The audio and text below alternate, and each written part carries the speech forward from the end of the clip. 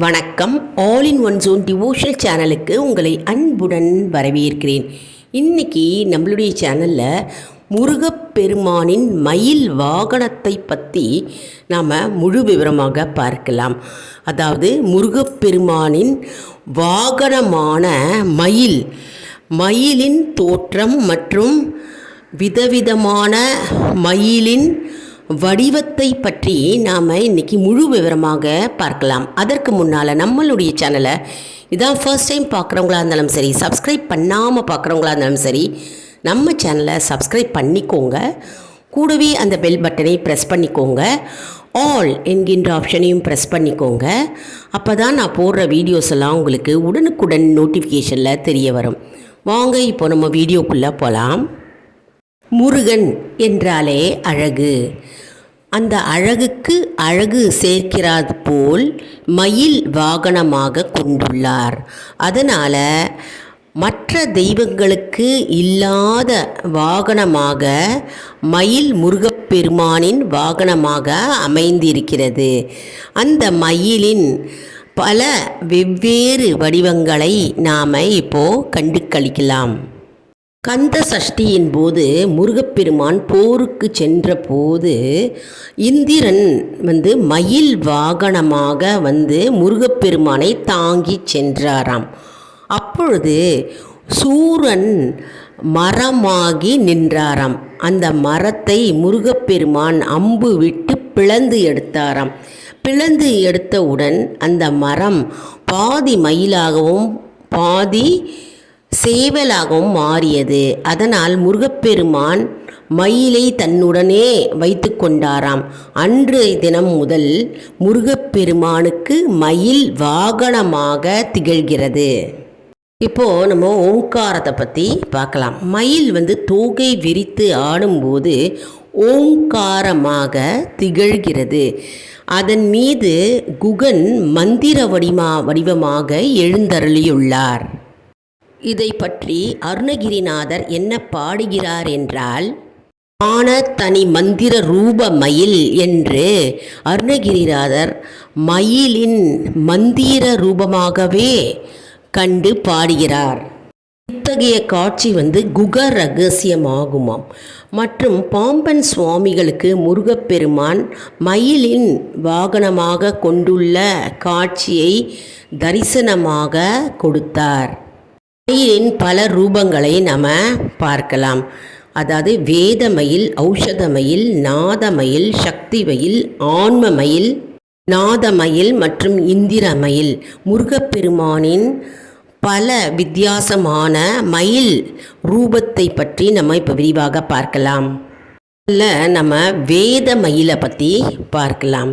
அதாவது சிவபெருமானுக்கு வேதம் எப்படி காளை ரூபமாக வாகனமாக இருக்கிறதோ அதே போன்று முருகப்பெருமானுக்கு மயில் வாகனமாக வேதமாக திகழ்கிறது. விநாயக பெருமானுக்கு வேத வேள்வியிலிருந்து புறப்பட்ட மயில் பிற்காலத்தில் முருகப்பெருமானுக்கு கொடுக்கப்பட்டது விநாயக புராணத்தில் கூறப்படுகிறது. வேத வேள்வியில் தோன்றியதால் இது வேத மயில் என்று அழைக்கப்படுகிறது. அடுத்தது சக்தி மயில்.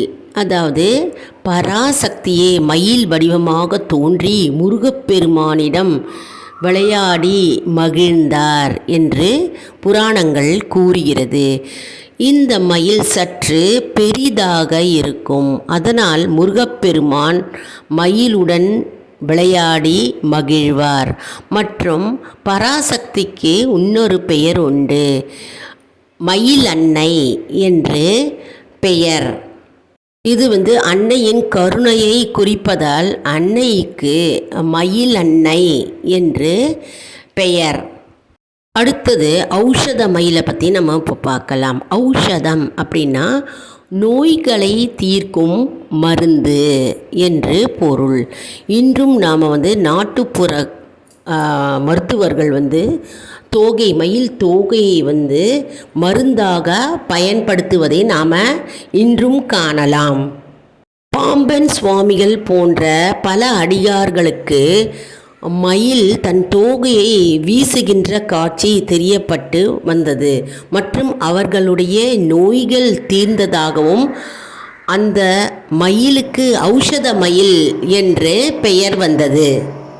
அடுத்தது பார்த்தோம்னா நாதமயில். நாதமயில் என்று எப்படி பெயர் வந்தது என்றால், அதாவது நாதமாகிய பல ஓசையை எழுப்புகின்ற பல செயல்களை செய்யக்கூடிய மணி போன்ற ஓசையை பல நாதங்களை உடைய மயில். அதனால் இந்த மயிலுக்கு மணிமயில் மற்றும் நாதமயில் என்று அழைக்கப்படுகிறது. அதாவது மந்திர உபதேசம் செய்யும்போது முருகப்பெருமான் இந்த நாதமயில் மீது அமர்ந்து உபதேசம் செய்கிறார். இந்த மயிலை தியானிக்க மட்டும் முடியும். இந்த மயில் பார்வைக்கு எட்டாத ஒரு பொருளாகும். அதனால் நாம் மனக்கண்ணால் தான் இந்த மயிலை தியானித்து காட்சி அளிக்க முடியும். ஆதலால் இம்மூர்த்தியை தியானிக்க மட்டுமே முடியும். அதுதான் ஒரு தனி சிறப்பாகும் இந்த நாதமயிலுக்கு. மற்றும் நாம் நாதமயில் தாங்கிய நம் முருகப்பெருமானை மனக்கண்ணால் தியானித்து காட்சி பெற்று நம் வேண்டுதல்களை செலுத்தலாம். இப்போது இந்திர மயிலை பற்றி நம்ம பார்க்கலாம். அதாவது முருகப்பெருமான் போருக்கு கிளம்பும்போது சூரனை வதைக்க போகும்போது அப்பொழுது சூரன் முருகப்பெருமானை எதிர்த்து நிற்க முடியாத காரணத்தால் பட்சியாக உருவெடுத்து மாறினாராம். அப்போது இந்திரன் மயிலாக உருவம் எடுத்து முருகப்பெருமானை தாங்கி சென்றாராம். அப்போதுதான் இந்த மயிலுக்கு இந்திர மயில் என்று பெயர் வழங்கப்பட்டது. அடுத்தது ஆன்ம மயில். அதை பற்றி நம்ம இப்போ பார்க்கலாம். அதாவது சிவன் கோயிலில் பார்த்தோம்னா கொடிமரத்திற்கு நேர் எதிரே நிற்கும் நந்தியை ஆன்ம நந்தி என்று அழைக்கப்படுகிறது. அதே போன்று முருகன் கோயிலில் பார்த்தோம்னா கொடிமரத்துக்கு நேர் எதிரே இருக்கும் மயிலை ஆன்ம மயில் என்று கூறப்படுகிறது. முருகனின் வித்தியாசமான மயில் வாகனத்தை பற்றி இப்போது நம்ம பார்த்தோம். எவ்வளோ அற்புதம் பாருங்கள். மயிலே மந்திரம். அதாவது நம்ம மயிலோடு இருக்கும் முருகனை தரிசித்தால் மிகவும் சிறப்பு வாய்ந்ததாகும்.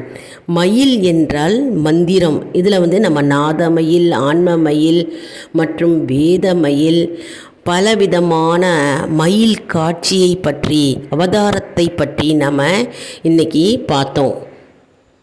மயில் என்றாலே அழகும் கூட. முருகனே அழகு, மயிலும் கூடிய முருகன் அழகு சொல்லவா வேண்டும். எவ்வளவு அற்புதம் பாருங்கள். இன்றைக்கி செவ்வாய்க்கிழமை. யாரெல்லாம் இந்த வீடியோ பார்த்து கொண்டிருக்கிறீர்களோ பாக்கியம் செய்திருப்பீர்கள். அதாவது முருகப்பெருமானின் வாகனமாகிய மயிலின் பலவிதமான வடிவங்களை பற்றி நாம் இன்றைக்கு அறிந்திருக்கிறோம். அதாவது வேதமயில், நாதமயில், மந்திரமயில் போன்ற பலவிதமான அற்புதமான மயில் வடிவங்களை பற்றி நாம் தெரிந்து கொண்டோம். இது உங்களுக்கு மிகவும் பயனுள்ளதாக இருக்கும் என்று நான் நம்புகிறேன். இந்த வீடியோவுக்கு ஒரு லைக் கொடுங்க. இதை மற்றவர்களுக்கும் ஷேர் செய்யுங்கள். அவர்களும் பயனடையட்டும். மேலும் ஆல் இன் ஒன் ஜோன் அன்பர்களுக்கு ஒரு அன்பான வேண்டுகோள். நம்முடைய கம்யூனிட்டி போஸ்ட்டில் கேள்வி பதில் நேரம் வருங்க. அந்த கேள்விகளுக்கு பதில் தாங்க. இதன் மூலம் நம்முடைய ஆன்மீக பயணம் எப்படி இருக்கிறது என்பதை தெரிந்து கொள்ளலாம். இது ஒரு ஊக்கமாகவே நமக்கு அமையும் இல்லையா? இது சப்ஸ்கிரைப் செய்தவர்களுக்கு மட்டுமே தெரிய வரும். அதனால் நம்முடைய சேனலை மறக்காமல் சப்ஸ்கிரைப் செய்து கொள்ளுங்கள். அடுத்த வீடியோவில் வேறொரு தலைப்புடன் உங்களை சந்திக்கிறேன். நன்றி, வணக்கம். மேலும் இன்னைக்கு செவ்வாய்க்கிழமை, செவ்வாய் ஹோரையில் சில பேர் விளக்கு ஏற்றும் பழக்கம் உள்ளது. அதனால் செவ்வாய் ஹோரை காலையில் 6லேருந்து 7 மணிக்கு, மதியம் 1லேருந்து 2 மணி வரை, இரவு 8லேருந்து 9 மணி வரை உள்ளது. நீங்கள் எந்த நேரத்தை வேணாலும் நீங்கள் பயன்படுத்தி கொள்ளலாம். அதாவது செவ்வாய் ஹோரையில் நம்ம வெற்றிலை தீபம் ஏற்றி நம்ம வழிபட்டால் நம்முடைய கோரிக்கைகள் அப்படியே நிறைவேறும் என்பது நம்பிக்கை. செவ்வாய் ஹோரையில் விளக்கேற்றி நம்ம முருகனுடைய மந்திரத்தை சொல்லி நாம் பூஜை செய்தால் நிலம் சம்பந்தப்பட்ட பிரச்சனைகள் மற்றும் வாழ்க்கையில் திருமண பிரச்சனைகள் மற்றும் திருமண தடைகள், வேலை தடைகள், குழந்தையின்மை ஆகியவை சரியாகும். அதாவது நான் ஏற்கனவே எப்படி பூஜை செய்வது, செவ்வாய் ஹோரையில் முருகப்பெருமானுக்கு எப்படி விளக்கு ஏற்றுவது, எந்த மாதிரி மந்திரங்கள் சொல்ல வேண்டும் அப்படின்னு நான் போட்டிருக்கேங்க. அதே மாதிரி பாடல்கள், நிறைய பாடல்கள் போட்டிருக்கேன். முருகப்பெருமான் மீது பாடல்கள், சிவபெருமான் மீது பாடல்கள், திருப்புகழ், திருவாசகம், தேவாரம் போன்ற பலவிதமான பாடல்களும் நம்முடைய சேனலில் இருக்குங்க. கண்டு மகிழுங்கள். மற்றும் உங்களுக்கு வேறு ஏதாவது சந்தேகங்கள் இருந்தாலும் நீங்கள் கமெண்ட் செக்ஷனில் தெரிவிக்கலாம். வேறு ஏதாவது புதுவிதமான வீடியோ வேணும் அப்படின்னாலும் நீங்கள் கமெண்ட் செக்ஷனில் தெரிவிக்கலாம். இன்றைய தினம் செவ்வாய்க்கிழமை முருகப்பெருமான் வழிபாட்டை நாம் மறந்துவிடக்கூடாது. நாம் கோவிலுக்கு சென்று முருகப்பெருமானை தரிசனம் செய்து நாம் வலம் வந்தால் நமக்கு அனைத்து வளங்களும் நலன்களும் கிடைக்கும். நன்றி, வணக்கம்.